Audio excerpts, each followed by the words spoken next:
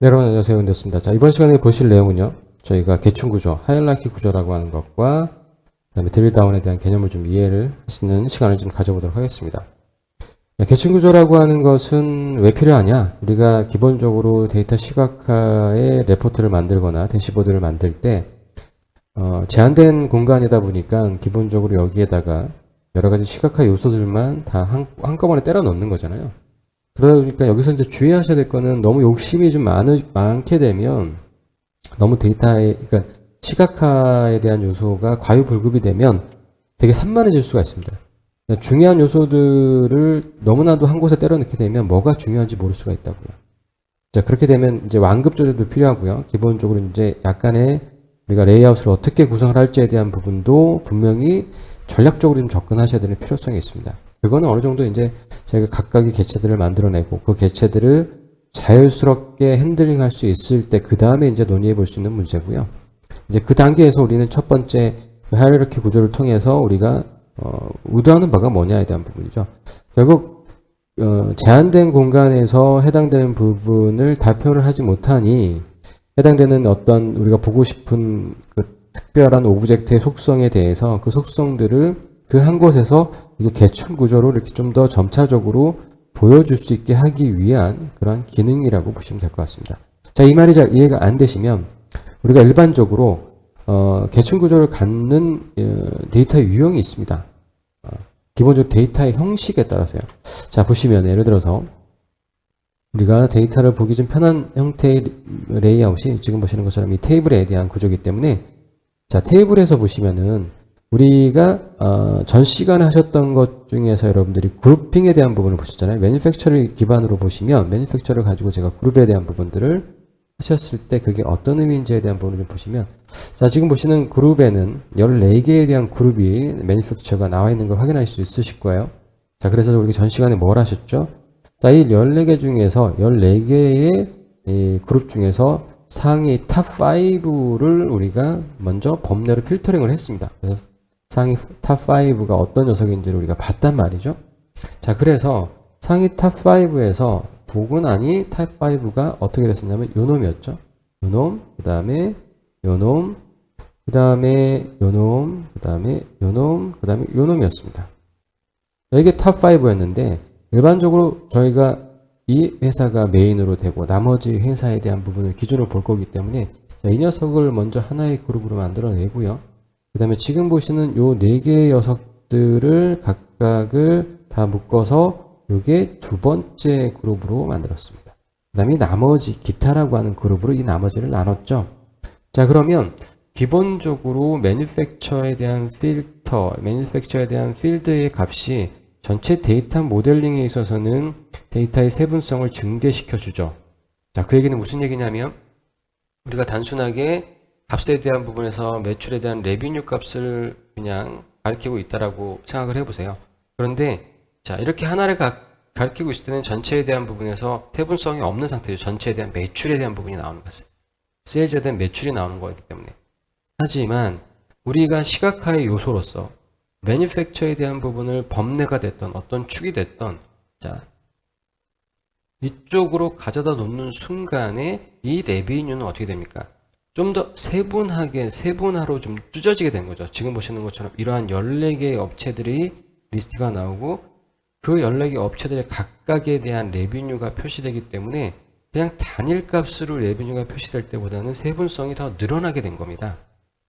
그런데 이제 반대적으로 그룹핑을 했다는 얘기는 전체의 세분성을 다 나열해서 표시됐을 때의 가독성이 좋지 않으니 우리가 연관성 있는 부분들의 영향력 있는 부분들을 전체 매출의 탑 5가 걸러냈더니 기본적으로 이 그룹핑에 대한 부분을 크게는 두 가지로 나눠낼 수 있고 그 중에서 저희는 자사와 경쟁사로 또 그 부분을 구분했죠. 그러니까 결국은 이 14개의 제조사를 어떻게 해요? 3개로 세그멘테이션을 한 그런 결과를 나타내는 거죠. 그러면 이러한 측면에서는 이 14개의 세분성의 데이터를 어떻게 해요?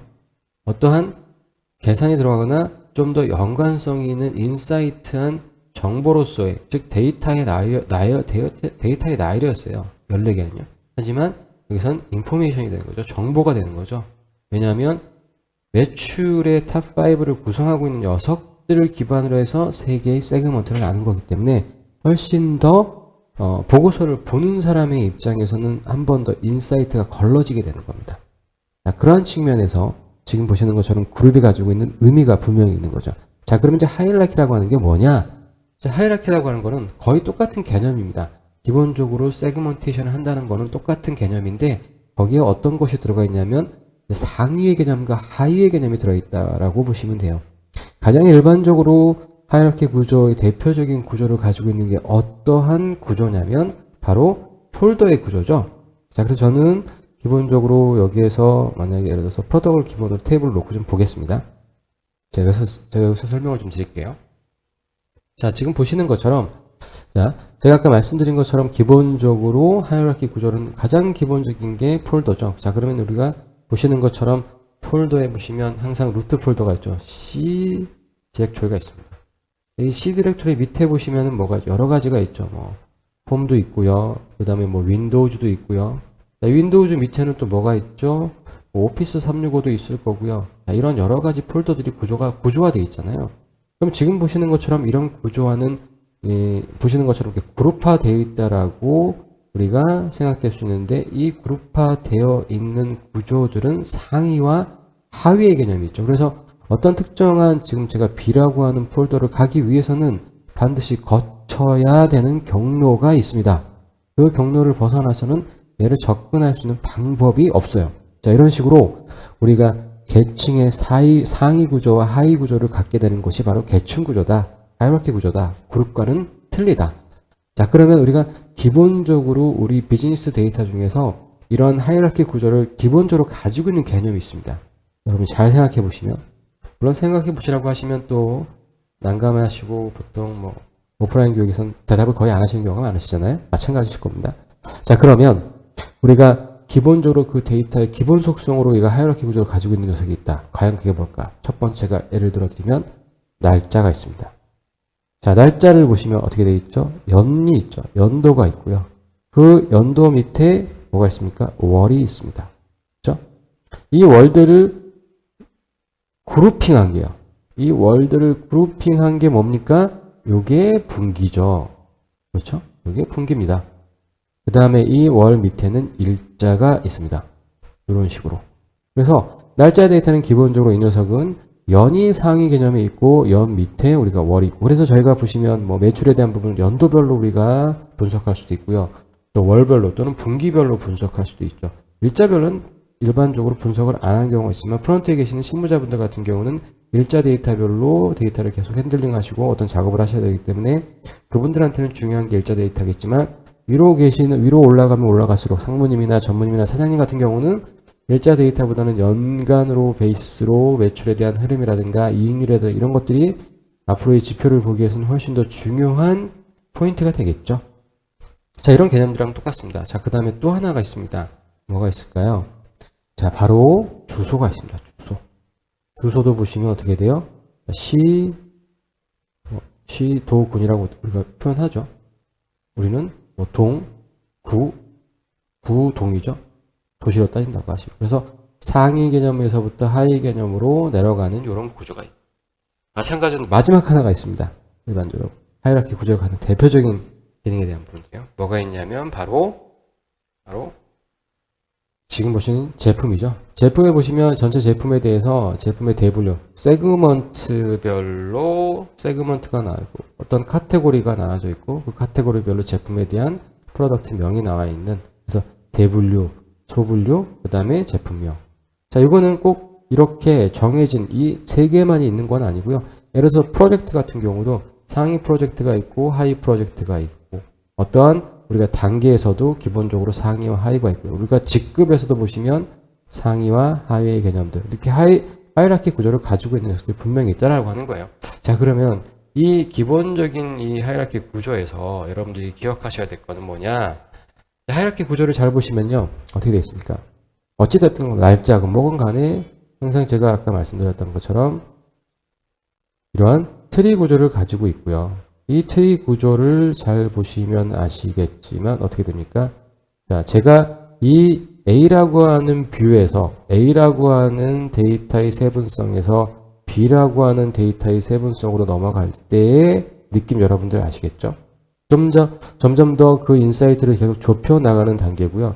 지금 보시는 것처럼 하이라키 구조이기 때문에 우리가 뭐 논리적으로 또는 물리적으로 지금 보시는 것처럼 직관적으로 보시는 것처럼 얘 방향이 다운이 되죠. 그리고 밑으로 계속 들어가기 때문에 이것을 바로 드릴 다운이라고 얘기를 합니다. 그래서 우리가 이 계층 구조, 하이라키 구조에서 하나하나씩 치고 다음 단계로 넘어가는 그런 일종의 행위들에 대한 부분들을 드릴 다운이다. 이렇게 보시면 될 것 같아요. 자, 그러면 우리가 예를 들어서 이제 뭐 회의를 하시게 되면, 자, 제가 만약에 예를 들어서 뭐 카테고리별로 어떤 내용을 정리해서 뭐 사모님한테 보고 드렸어요. 그러면 이제 거기서 나오는 피드백은 당연 뭐 여러 가지가 있겠죠. 카테고리 되어 있는 거, 브랜드별로 분류 좀 해서 자료 좀 줄 수 있나? 이렇게 되시게 되면 이 자체가 뭐죠? 드릴 다운을 하게 되는 거잖아요. 그렇죠? 카테고리라고 하는 큰 범위에서 좀 더 작은 개념, 더 하이 개념으로 좀 더 세분성을 좀 늘려가면서 사이트 데이터를 보는 관점들을 좀 세분화시키는 거죠. 자, 이렇게 자유스럽게 우리가 어떠한 내용을 보려고 하면은 이런 하이라키 구조를 가지고 드릴 다운, 드릴 업을 통해서 다양한 현재의 상황이라든가 변화된 내용들을 볼 수 있어야 된다는 얘기입니다. 자, 그럴 때 필요한 게 지금 보시는 것처럼 이러한 드릴 다운, 드릴 업 개념이고 그거를 완성시켜주는 것이 바로 하이라키 구조를 만드시는 겁니다. 자, 그럼 하이라키 구조 만드는 거, 요거를 말씀드리기 위해서 이렇게 되게 오래 걸렸는데요. 자, 그럼 하이라키 구조는, 자, 여기서 여러분 한 가지 주의하셔야 될 거, 꼭 개념 정리하셔야 될 거, 여러분 뭐 다 이제 이미 아시겠지만, 자, 보세요. 지금 보시는 것처럼 이렇게 하나의 필드에서 이 필드 내에 있는 요 리스트들이죠. 이 리스트 아이템들을 그냥 내가 요렇게 먹는 게 여기 뭐죠? 그룹이죠. 요게 그룹이고요. 하이라키 구조라고 하는 거는 계층 구조이기 때문에 계층 구조는 어떻게 되냐면 한 테이블에서 뭘 기준으로 해요? 이 필드들을 내가 임의적으로 정의를 해주는 거야. 자, 이 필드 중에서 자, 요 보시는 것처럼 뭐 예를 들어서 세그먼트가 가장 상위 개념이야. 세그먼트 밑에 카테고리 달고 카테고리 밑에 프로덕트가 들어가야 돼. 자, 이런 식으로 필드의 구조를 기본적으로 저희가 어떻게 해요? 전체 필드에다가 속성을 상위, 하위 개념 속성을 주는 게 바로 계층 구조라고 하는 거 기억하셔야 됩니다, 여러분들. 그러니까 계층 구조는 테이블에 있는 필드를 기준으로 줘야 되잖아요. 지금 보시는 것처럼 자, 필드를 접근할 수 있는 요소는 지금 보시는 시각화. 그죠? 시각화에서도 이 필드 접근할 수 있잖아요. 지금 보시는 이 필드를 접근할 수 있습니다. 제가 이거 좀 늘릴게요. 자, 보시는 것처럼. 각각의 필드 접근할 수 있죠? 자, 데이터에서도 필드 접근할 수 있죠? 똑같죠? 그러니까 첫 번째 시각화와 데이터는 구조가 똑같죠. 자, 마찬가지로 모델에서도 필드 접근할 수 있죠. 자, 그렇기 때문에 여기에서 각각에서 만들 수 있습니다. 그래서 제가 보여드릴게요. 방법은 어렵지 않습니다. 보시는 것처럼 첫 번째 시각화나 보고서나 여기서 만드는 거니까요. 자, 제가 만약에 예를 들어서 첫 번째 카테고리 또는 세그먼트별로 해당되는 부분을 만들겠다라고 하시면, 자, 보시는 것처럼 해당되는 만들고자 하는 첫 번째 필드죠. 필드의 추가 옵션을 선택하셔서 새 계층 구조. 그러면 새 계층 구조가 만들어졌죠. 그 다음에 제가 원하는 녀석이 있죠. 그 다음에 세그먼트 두 번째. 그래서 제가 이거는 어떻게 순서가 있다고 말씀드렸잖아요. 그래서 세그먼트 선택하시고 세그먼트에서 추가, 그 다음에 계층 구조의 추가, 그 다음에 기존에 있는 거에 추가하시면 돼요. 그러면 카테고리 밑에 이제 세그먼트가 들어갈 거고 프로덕트 필드 가셔서 그 다음에 계층 구조의 추가 가시면 될 겁니다. 자, 요렇게 하시는 방법이 하나 있고요. 이렇게 하시는 방법이 있고요. 네, 삭제할게요. 자, 요거는 계층 구조이기 때문에 반드시 순서가 큰 의미를 갖는다. 왜냐하면 드릴 다운이니까 어느 녀석부터, 자, 누구부터 맞을 거야? 이게 되는 거죠. 기본적으로 하나하나씩 밑으로 내려가는 겁니다. 자, 그리고 여기 어디서도 가능했냐면 모델에서도 가능했죠. 자, 모델에서 제가 카테고리를 가지고 만들 겁니다. 자, 여기에 이제 이 속성이라고 하는 창, 마찬가지로 우리가 시각화에서 그 부표시처럼 제가 해당되는 요 녀석에 대한 속성을 줄 수 있는 부분이 여기에요. 일단 생성하는 거는요, 여기에서 오른쪽 마우스 클릭해서 계층 구조 만들기. 여기에서 오른쪽 계층 구조 만들기. 그 엑셀의 파워 피벗에서도 하이라키 구조를 만들 수 있는데 거기서는 똑같이 데이터 모델에서 제가 원하는 다음 거를 이렇게 드래그해서 드롭하면 돼요. 여기다 갖다 놓으면 생성되거든요. 파워 피벗에서, 엑셀에 있는 파워 피벗에서. 근데 여기서는 왜 고기능을 제가 초창기 때는 지원이 됐던 걸로 알고 있는데 되는 걸 이게 요 아마 속성창이 만들어지면서 그거를 뺀 것 같긴 하거든요. 자, 그럼 여기 보시는 것처럼 여기에 계층 구조를 하나 만들고 난 다음에 이 계층 구조에서 지금 보시는 것처럼 수준을 추가하여 선택. 여기에서 첫 번째 카테고리죠. 첫 번째 카테고리 했죠. 그다음 두 번째 세그먼트, 그 다음에 세 번째 프로덕트, 그 다음에 변경 내용, 수준 변경 내용 적용하시면은 당연히 적용이 될 거고요. 쭉 적용이 될 거고, 데이터나 시각화에서 보시면은 계층 구조에 대한 부분들은 지금 보시는 것처럼. 자, 그룹에서는 계층 구조가 없기 때문에 이렇게 확장해서 밑에 있는 녀석이 뭔지를 보는 요 아이콘이 안 나왔어요. 안 나왔어요. 여기 보시면 여기 그룹이었죠? 탑 5 그룹은 어떻게 됐습니까? 이렇게 그냥 해당되는 부분에 그룹에 대한 그룹 표시라고 이렇게 묶여 있지. 이렇게 순서로 자, 이 녀석을 확장시켜서 아코디언처럼 이렇게 밑으로 펼쳐지는 이런 구조는 아이콘은 안 나왔습니다. 이런 세밀한 부분까지 여러분들이 특성에 대한 부분들을 보셨기 때문에 그리고 하이라키 구조가 왜 만들어진지 왜 필요한지 개념적으로 상당히 중요한 부분이고요. 이거 여러분들이 이해하셔야지만 데이터 시각화의 개체 요소에서 이 녀석을 어떻게 써야 될지 그리고 이 녀석이 가지고 있는 의미가 뭔지 결국 제가 이 부분에선 조금 여담이긴 합니다만 이 부분을 말씀드린 이유는 뭐냐면 단순히 이것을 대시보드를 만들거나 레포팅을 만드는 사람의 관점뿐만 아니라 이 만들어진 대시보드를 보는 사람 관점에서 필요한 내용이에요. 기껏해서 담당자들이 힘들게 하나하나 한 땀 한 땀 만들어 놓은 대시보드 잘 만들어 놓은 거를 기본적으로 다 망가뜨리시는 분들이 누구냐면 위에 계시는 분들이라고요.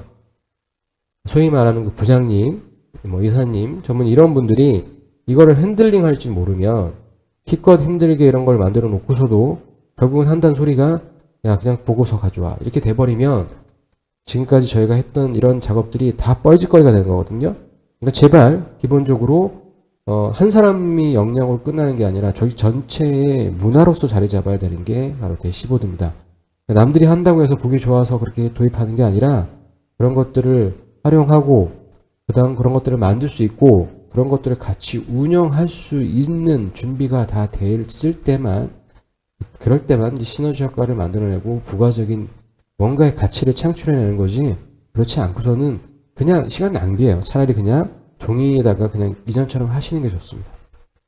어설픈 흉내는 크게 좋지가 않습니다. 그러니까 이 내용을 좀 보시는 분들 중에서 혹시라도 좀 직급이 높으신 분들은 좀 깨어 있으셔서 그런 것들을 좀 유연하게 도입하시고 전반적으로 모든 조직원들이 잘 활용할 수 있게끔 어떤 그런 정신적인 부분도 또는 마음의 자세도 좀 고쳐서 이렇게 좀 하실 수 있는 그런 계기가 됐으면 좋겠습니다. 자, 저는 다음 시간에 이 만들어진 하이라키 구조를 가지고 시각화 구조에서 어떻게 활용되고 그것에 대한 설정 방법에 대한 부분을 같이 한번 살펴보도록 하겠습니다. 자, 오늘 여기까지 하고요. 전 다음 시간에 또 여러분 찾아뵙겠습니다. 감사합니다.